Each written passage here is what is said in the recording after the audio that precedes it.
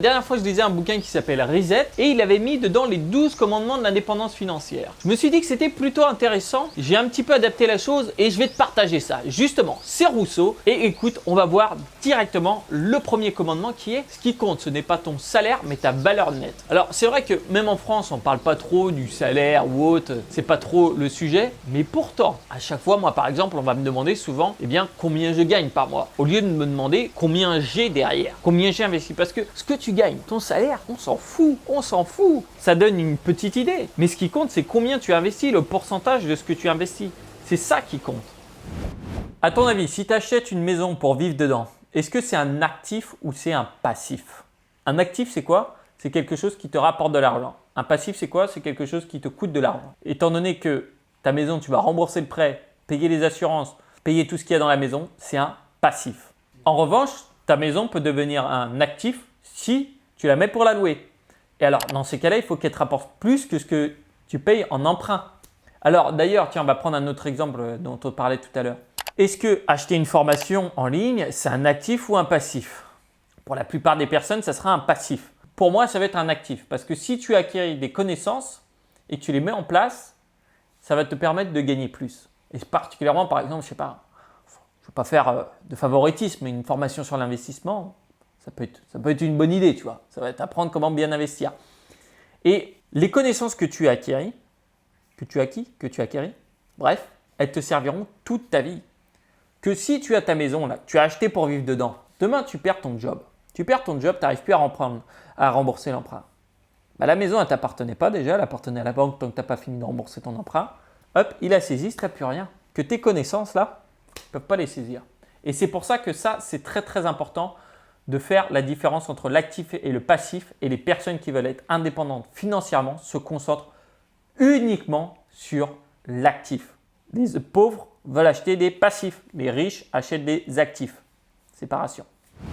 Un truc qui fait peur, quand tu commences à investir, quand tu commences à parler de quoi que ce soit, d'entrepreneuriat, d'investissement, de gagner de l'argent, il y a un des premiers sujets que tout le monde adore sortir. Ah, mais comment tu vas être taxé? Ah, mais c'est quoi l'imposition là-dessus? Ah, mais... Et ça, c'est un petit peu une croyance limitante, on va toujours se bloquer avec ça. Parce que c'est le truc le plus simple, tu vois, tu dis non, j'investis pas, je fais pas ça parce que j'ai pas envie de payer plus d'impôts. Parce que les personnes n'essayent pas de minimiser leurs taxes. Alors quand je parle de minimiser les taxes, il y a Joe derrière qui se dit ah ça y est, Rousseau il va finir dans les Panama Papers. En fait, minimiser les taxes, tu peux le faire légalement. Il y a plein de personnes qui n'utilisent pas ça, même que ce soit dans les investissements, que ce soit dans tout. Tu as des enveloppes fiscales par exemple que tu peux utiliser qui vont diminuer ton imposition. Tu as plein de choses qui peuvent te permettre de diminuer ton imposition. Il suffit juste de s'y former là-dessus ou de faire appel à des experts, par exemple des avocats fiscalistes ou autres. Mais ça, après, les gens ne vont pas vouloir trop faire l'effort. Est-ce qu'il faut faire des emprunts? Bon, on ne va pas non plus rentrer dans le non, il ne faut pas faire d'emprunt, la dette c'est nul, ça ne sert à rien. Et il faut en faire pour s'acheter des trucs. C'est simple.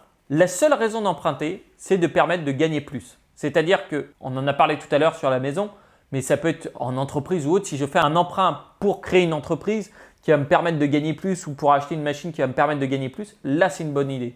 Si je ferais un emprunt pour m'acheter un sac Vuitton ou un iPhone, écoute, c'est que je veux finir pauvre.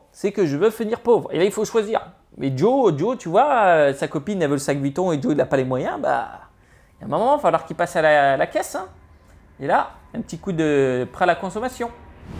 Quelque chose dont je parle souvent, qui, je pense, énerve certaines personnes, c'est que, bien sûr, on vit dans certaines sociétés de consommation. Il faut réussir à sortir du consumérisme.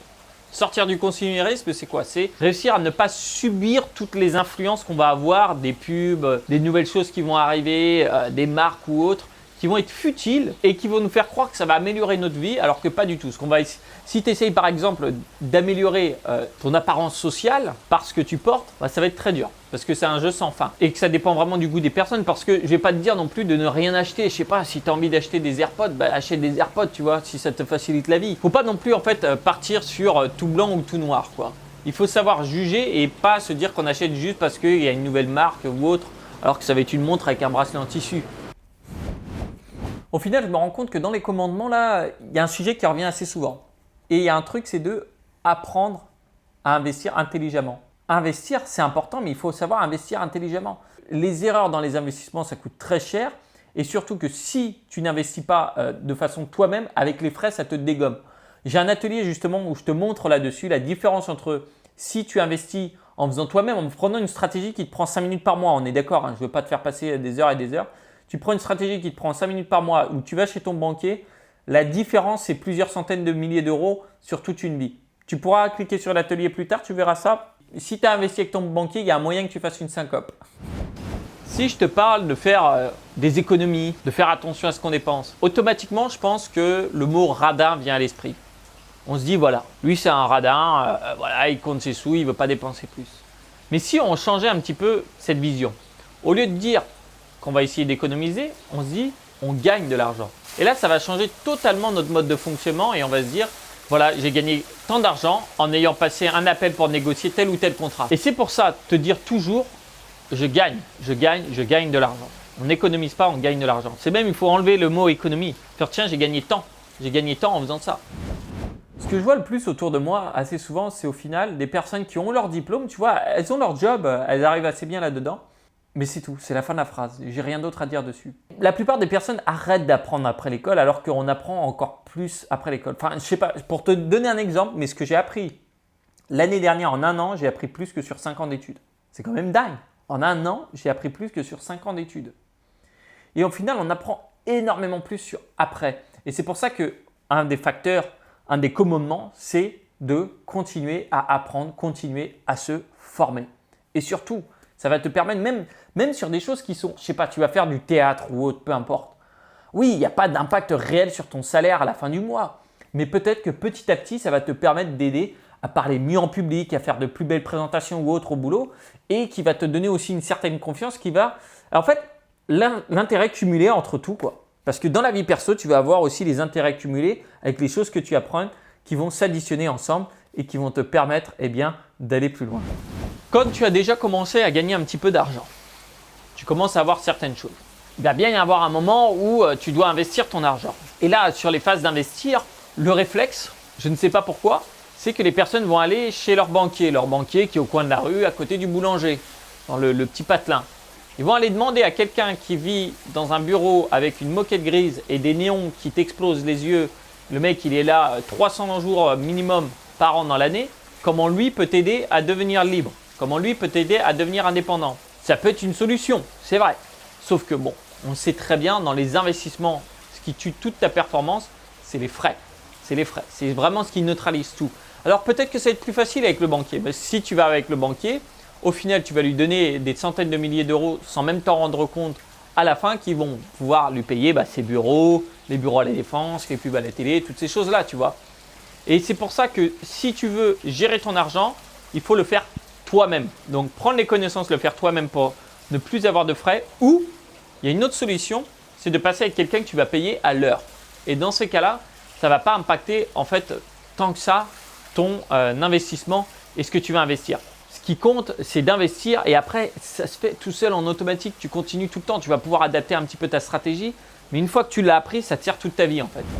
Un truc qu'il faut savoir, c'est que, et je te le dis, pas parce que j'investis, mais il faut investir le plus possible. Parce qu'à un moment, si tu veux pouvoir te servir ton argent pour exécuter les projets que tu as en tête, que ce soit d'aider d'autres personnes ou toi, ta famille, ou t'acheter plus de liberté, pouvoir t'acheter les trucs que tu veux, il va falloir faire travailler ton argent.